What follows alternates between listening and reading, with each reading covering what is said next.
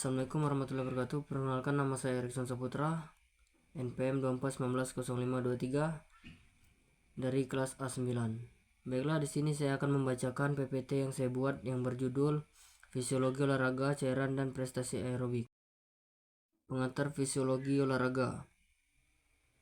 Definisi dan cakupan, respons, metabolisme, kardiovaskular, dan otot. Fisiologi olahraga mempelajari bagaimana tubuh bereaksi terhadap berbagai jenis aktivitas fisik, termasuk adaptasi dalam metabolisme, sistem kardiovaskular, dan otot.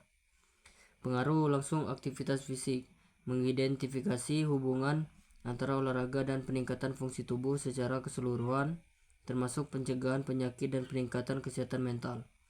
Transfer keterampilan fisiologis. Penelitian dalam fisiologi olahraga membantu memahami bagaimana konsep ini diterapkan secara praktis dalam program latihan yang optimal. Aktivitas fisik, efek jangka panjang terhadap kesehatan.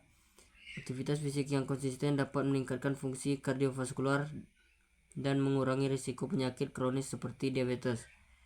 Peningkatan kapasitas tubuh. Olahraga memperkuat imun tubuh, meningkatkan daya tahan fisik, dan memperbaiki metabolisme. Peran manajemen stres.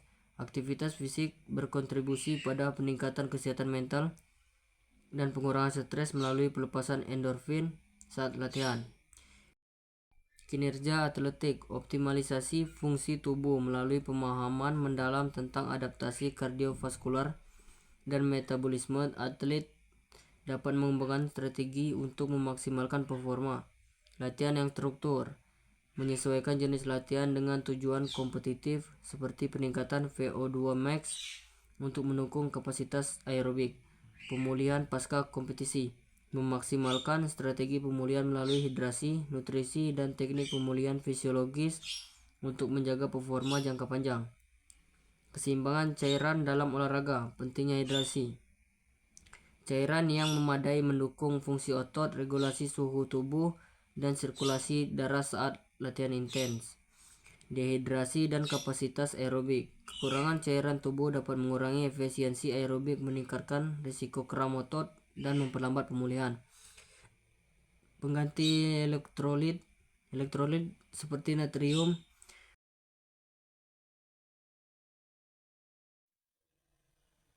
kalium sangat penting untuk mempertahankan fungsi seluler selama aktivitas fisik tinggi, terutama pada olahraga durasi panjang.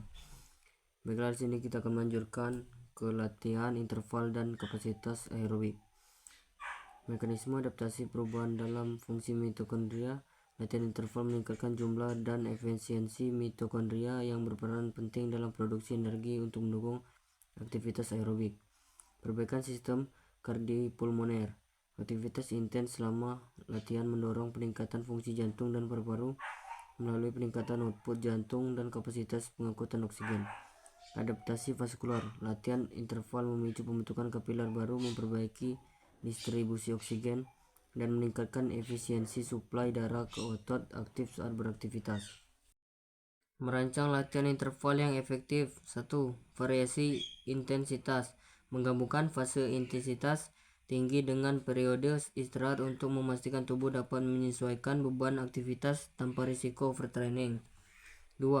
Durasi dan frekuensi yang bertahap. Awali dengan durasi singkat seperti 15-20 menit untuk membangun toleransi, lalu perlahan tingkatkan intensitas dan waktu latihan. 3. Pemantauan progres. Gunakan teknologi seperti monitor detak jantung untuk memantau efektivitas latihan, memastikan program tetap sesuai dengan kebutuhan individu. Perbandingan dengan pelatihan berkelanjutan. Efisiensi waktu. Latihan interval memberikan manfaat signifikan dengan durasi latihan yang lebih singkat dibandingkan pelatihan berkelanjutan. Manfaat metabolik yang lebih tinggi.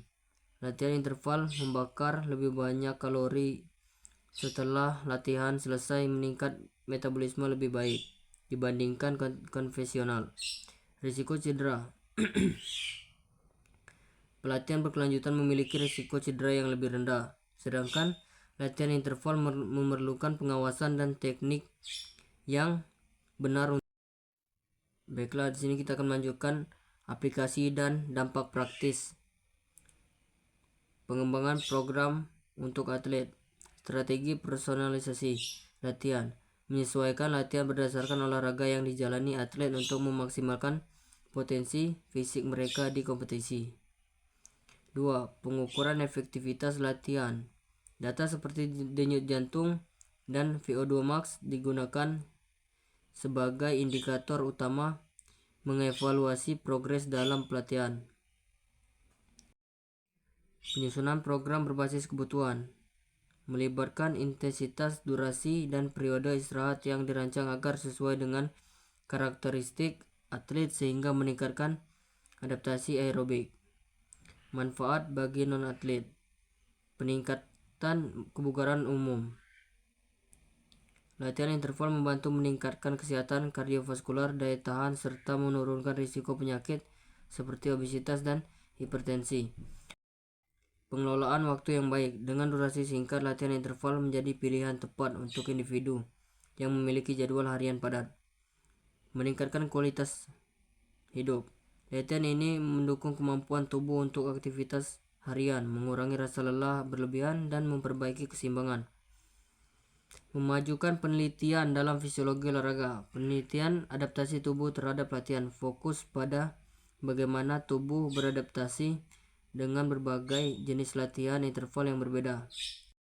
2. Teknologi wearable dalam pelatihan. Pemanfaatan perangkat wearable dapat mendukung pemantau akurat terhadap respon tubuh selama latihan.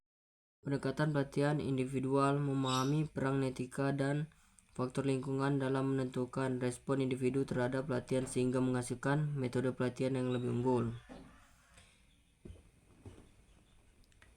Baiklah, kesimpulan. Kesimpulan menegaskan manfaat latihan interval dalam meningkatkan kapasitas aerobik melalui peningkatan daya tahan tubuh dan pemanfaatan oksigen secara lebih efisien. Latihan interval mampu meningkatkan efisiensi oksigen, membantu tubuh dalam transportasi dan penggunaan oksigen secara optimal selama aktivitas fisik. Program latihan struktur dengan kombinasi interval intensitas tinggi dan latihan kontinu membantu adaptasi fisiologis tubuh terhadap aktivitas yang intens. Dampak signifikan dari latihan interval terlihat pada berbagai populasi termasuk remaja, lansia, dan atlet rekreasional yang menunjukkan peningkatan kapasitas aerobik serta kualitas hidup.